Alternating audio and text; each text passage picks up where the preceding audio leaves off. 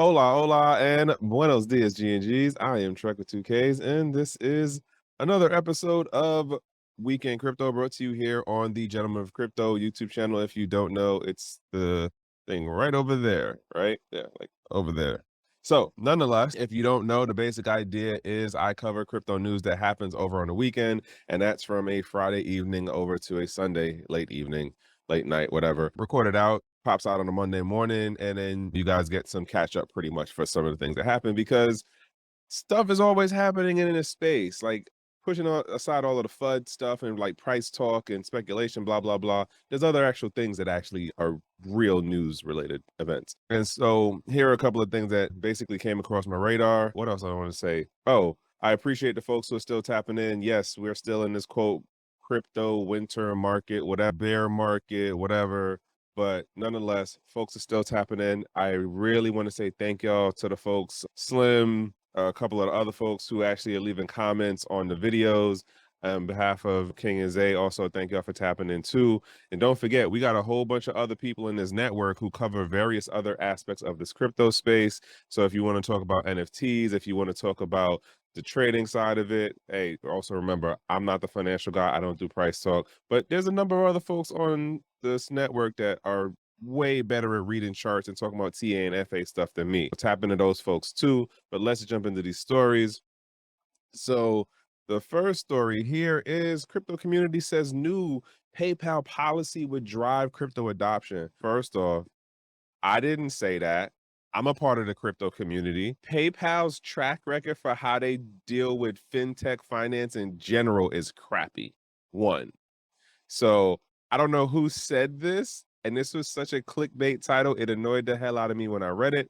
Nonetheless, what actually set this whole situation up? Yo, I gotta turn on this mic for real, for real. Jesus, I was loud. So what set this up was, and it was so funny when I seen the post in one of the Telegram groups I'm in, but basically PayPal was forced to backtrack the decision after it drew the error of its users and major stakeholders, including Elon Musk. I don't know about the Elon Musk side of it, but the bottom line was they basically had made a tweet that detailed how they were going to change some of the user agreement terms. And part of it was like the policy would have allowed payment companies to sanction users' misinformation by fining them up to $25,000 or $2,500. All right. The firm has stated that its list of prohibited activities included sending, posting, or publication of any message, content, or material that promotes misinformation or presents a risk to users' safety or well-being. If that ain't some legal mumbo jumbo, they was basically like, hey, if you say anything that we don't like and we can connect it back to your account, that's the whole thing. So imagine this, right? They would have I would imagine, speculation on my part, total speculation. This gets put in the update for the new user agreement. At some point, they were like, oh, yeah, you know what you should do? You should connect your PayPal account to your social media account. So your Facebook, your Twitter, your Instagram. Guess what happens? You make that one wrong post, all of a sudden you have an issue with your transaction. And heaven no, they got a whole thing about how when you get your money stuff frozen on their side, you gotta you wait like 120 days or something like that for how the back and forth, the chargeback or whatever can go. But yeah, I'm not a PayPal fan. I have it. These are reasons why I don't mess with it like that. Bottom line. It was also interesting because the post that I seen in the Telegram group I'm in, they were making fun of this as far as, in part, it was like a, hey, heads up, this is what's being talked about right now. It just came out over the weekend. But the more interesting thing was the dude, what's his name? Nirjak. It's an Indian name that I don't remember how to pronounce right now. But nonetheless, it was somebody I think on their lawyer team or somebody who's on their spokesperson side who did the backtracking of, oh, that was not supposed to go out as it was a mistake, blah, blah, blah. And then Nirjek, I think is how you say his name. He was like, so y'all made a detailed post explaining a detailed user agreement, and then you timed out how you post it. Like, okay. So my comment was, oh, and then they forgot to blame the no name, like rogue employee who got fired last week, and that was their fault for doing that. Yo, When stuff start happening, watch. The internet don't forget. The internet don't forget, and I'm here for it. When PayPal start doing some dumb stuff and people start pulling up these articles and these tweet posts, they're gonna be funny as hell, and I'm here for it. And I'm also here for it because, let me jump up close for this. Y'all have folks like myself and other people telling y'all how these companies worked, and they're not fully in tune with what crypto, as far as economic sovereignty as a technology and allowing people to step up their financial positions of controlling their money. That's not what these companies are about. That's not what fintech coming out of Cali and then funded by these Wall Street type folks and these VC firms. That's not what they about. We can get into the whole thing in the comments as far as what about what's going on in the crypto space. Trust me, there's a number of things that I am not a fan of that's going on that. But nonetheless, jumping off to this next thing. Reserve Bank of India outlined CBDC, as I call it, the Blue Dog's blueprint. The RBI released a concept paper that outlined the motivations, design choices, and the technology considerations for the pilot phase of this CBDC project. So basically, India's financial institution, like everyone else, is posturing, and they are setting out social signals to the local community as well as the international community of, hey, we're up on this new tech thing too. Hey, we also got our thing that we're going to do. Now, the real thing is going to come out to when it actually gets put out and how well does it actually execute. How much adoption will actually happen naturally versus certain situations that may happen in the economy and in finance and in other areas that would be coercive to make people more favorable to CBDCs.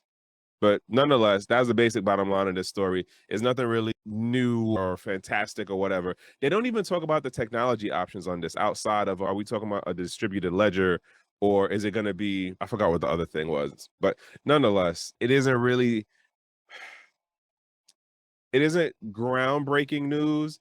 This is just public posturing of, hey, we're in the mix too. That's it. Next story. This one kind of got me because I'm not gonna lie, I don't actually know the dude Sadar. I don't know him as a personality within the space, and that doesn't mean that he's not. It just means that he's not on my radar like that. But nonetheless, I'm still not a fan of the fact that the man got arrested in this situation that's playing out over there in Iran with the protesting and stuff that's going on. So Bitcoin advocate Sadar arrested by Iranian security forces. And some friend of his told CoinDesk that the Iranian blockchain educator was arrested in Tehran. I know better. I actually know better on that one. On September 19th, and has not been released. So crazy part to me is that we're in October. Yeah, not a full month, but like this just got pushed out now. Not good. I do hope that this person does make it out. I'm always definitely a big proponent of people who look to educate folks about technology that will help them achieve a better position of economic sovereignty. So that's why I'm like, let me bring this up. Folks got to understand, like, we might look at education in two different ways as far as the technical side of the education versus at least having the awareness and exposure to that this technology is out there and available for any and everyone to use. That's what I'm a proponent of. Now, this gentleman might have been a little bit more technical, but nonetheless, this is the situation you put yourself in depending on what jurisdiction you're in. And don't think because you might be over here in the grandioso states, it don't mean stuff like this can't happen. Let's not forget Ross Ulbricht. I'm definitely a proponent of the free Ross Ulbricht movement, but that's just how I am about this space. Now, jumping on to this next thing, Ripple. For all of what's going on, Ripple is still hiring in the bear market. That's the bottom line of this story. There's not really anything new because they only actually talk about one job position in that was recently announced. But the reason why I brought this up is to show that there's two different things going on right now in the bigger economy of there's a local recession as far as the different countries. Then there's the global recession thing that's like about to really kick into gear, right? Or at least get public acknowledgement. How about that at the governmental level? But nonetheless, companies like Ripple are like, you know what? We're still going to hire the technical people we need to be able to develop a better product and build it out on the back end so that arguably, this is pretty much the long run play of when things pick back up, guess what? They're going to hit the ground running. Everybody else is going to have to go through the process of one, hiring the people back in, and then giving them the time to be able to upgrade and develop out new products or softwares and everything. Ripple's going to be like, nah, we already doing what we do. Like, I might not be a fan of Ripple per se, but that doesn't mean on the business side, they're not handling their business. But then again, all of this could just be smokescreen in that they're posting job positions, but they're not actually filling them. I don't actually look into the numbers that hard, but nonetheless, in the overall, this is definitely still a thing happening in space. Because I can tell you, the crypto job boards that I see, like crypto jobs list, the joint that is for stacks is like Higher Vibe or something like that. And there's a number of jobs listed on there. There's like blockchain headhunters, I think they're called.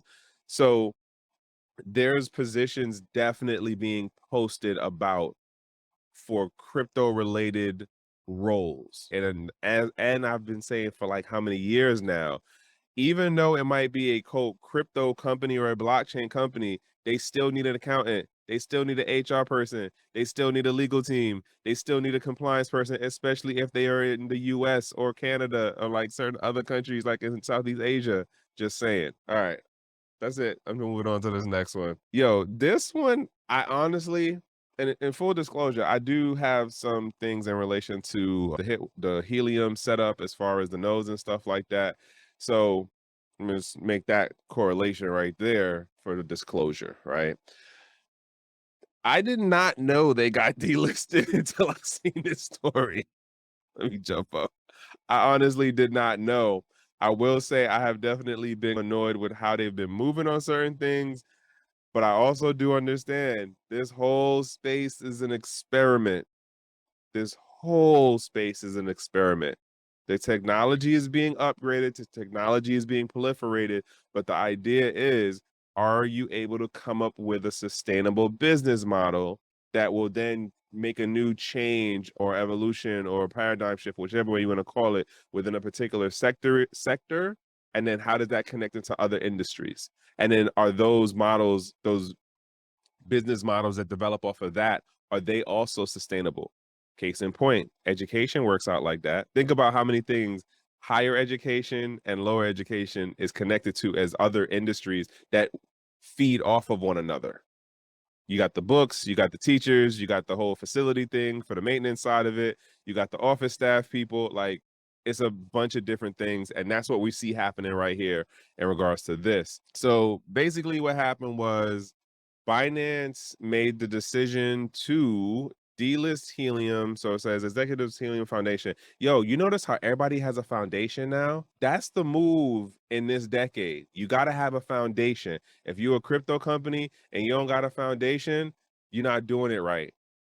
I promise you, if you like wait till 2025 when y'all see how many foundations are like in the space. And then I'm talking about it from like what's going on in like the Western American, those markets. Because I don't necessarily hear about the foundations like that in other countries and stuff. But nonetheless, that's just some side note thing. The point being is Binance delisted main trading pairs last week. So this happened. Oh, wow. This was at like the end of September then with no specific explanation. Now, if I was the Helium folks, I would be mad too. And honestly, I didn't know this happened until I read this article and I seen it on one of the aggregated news sites. Hey, is it really going to be the end of the world? I don't know. I do wonder what was it that triggered them to do it? Is it that new thing they did with the new 5G setup that they're doing? I forgot the company that they're pairing with for that, for those, the transmitters, receiver stuff. But then they started actually, I don't know. I got to think about this one now, as I really got to catch up on what's going on with them. But bottom line is they're not on Binance anymore. So whatever other centralized exchange you had as an option, you might want to keep tabs because this might be an indicator of something else going on that I'm totally not aware of. Just saying. So yeah, that happened too. That came out for those who were not paying any attention or like forgot about Helium and what was going on. And it makes me also wonder, may there be any other upcoming delisting? Just saying, just throwing it out there. And this last story, yo. So when I first read this, my first thought was like, oh, Cardano is looking to do something with Snoop, but it's not Snoop. This is like a sideways clickbait title. Cardano's founder and son and Snoop Dogg's son to host conversations. Now, what's really going on here? And yo, I gotta ask the question of who put these pictures together? Y'all was able to find this picture where they airbrushed. God, how do you say this dude's name? Snoop's son. Sorry, I'm gonna refer you that way. But then y'all found this picture of Charles. There's other better pictures out here of Charles. If y'all was able to find his airbrush picture, y'all should have been able to find something better of him. But nonetheless, though, right? So I'm reading this and I'm like, oh, what's going on? So basically, what's happening is there is a NFT project on Cardano called Claymates, which again, I didn't know about this. I don't mess with Cardano like that. I'm not telling you you can't mess with it. I'm just saying I know what I don't do. That's it. This is basically like a public PR thing. Yo, we got somebody on the team who's gonna help us make moves. So it's interesting to see how they're positioning this of, oh, we have Charles talking with Snoop's son, Medici? I know I'm saying his name way wrong. Sorry, no disrespect to you. So what I'm seeing this as is this is just a, hey, Cardano got somebody who's plugged into the industry. No, Cardano has a project on the platform, on that blockchain, and that they have somebody who is connected into the entertainment industry because Snoop's son is the one who was in charge or at least handled a number of the deals that he was doing with Sandbox and a couple of the other crypto related NFT projects such as Bored Ape Yacht Club and them. So the idea of what this is really is it's letting the other potential business partners, because that's what he's actually doing. He's going in for basically a strategic business partnership role where here it is. As reported by the U today in April, co-founder Charles Hoskin, Snoop Dogg's son, and Snoop, interesting. See, and that reads different than what the title is. So Snoop Dogg and his son Champ held a Twitter conversation while an official partnership held a Twitter conversation while an official partnership with Clay Nation was unveiled. And so basically, where is it at? Clay Nation decided to take its relationship with Champ a little further. Champ officially joined the Cardano NFT project Claymates team, according to the official announcement, and Champ joins the project to develop strategic partnerships as well as expand its reach. And you see what I'm saying? So his test out, I'm gonna close it on this one, right? This is my last joint right here. So his test out was him running the business side for his Pops brand, right? So now he can officially go in and be like, all right, here's how much I want. Here's the cut that I want as far as the equity, because you've seen what I did with my Pops brand. So imagine the plugs that I got now and what I could do with you guys. That's the move right there. So this is really just a PR piece about him getting a job to let the other potential partners know the business development stuff that they could do for partnership. That's what that was. Like, this is the public side of it. Just saying, this is how the space is, y'all. Sometimes you gotta look at these stories and it's not what you think. I swear, it's not. But that is what that is. Congratulations to him. We'll see how that plays out. I never actually checked out Clay Nation until I saw this article. It looks interesting. Y'all do what y'all do. Yeah, that's where I'm at. Last couple of things being is announcements. One, I'm doing on Wednesdays with Crypto Blood Yoga Boss and Crypto BJ. We doing a joint called The Wevolution, which is on Twitter Spaces. Check out the Wevolution Twitter account, and you can find the post for it too on my account as well as CB's account and even BJ's account and stuff like that. And on Thursdays, I do another one with my homeboy C3D, and this is called Metaverses, the Cliff Notes to Web3, where basically we explore very topics related around metaverses, because what me and him do is we design and build in the uplift metaverse for folks. And that has brought us to, hey, let's start talking to people about some of the other things that we see going on in the space and what we're noticing. So we do that too. And yeah, and I'm also over on CV's channel for My Two Satoshis, if you don't know. So yeah, I'm doing these things and life is happening right now. So I'm gonna close it out because I'm rambling right now. It's late. I'm tired. All right, I'm gonna close it out with this, y'all. Have a productive over busy week. It's Monday, right? So hopefully that goes the way y'all need it to go. If not, though, I would say at least be in a good space and good company. And that's the best I can wish for y'all. Other than that, I am Trek with 2Ks. This is Weekend Crypto, brought to you here on the Gentleman of Crypto. And yeah, that's all I got for y'all. All right. One.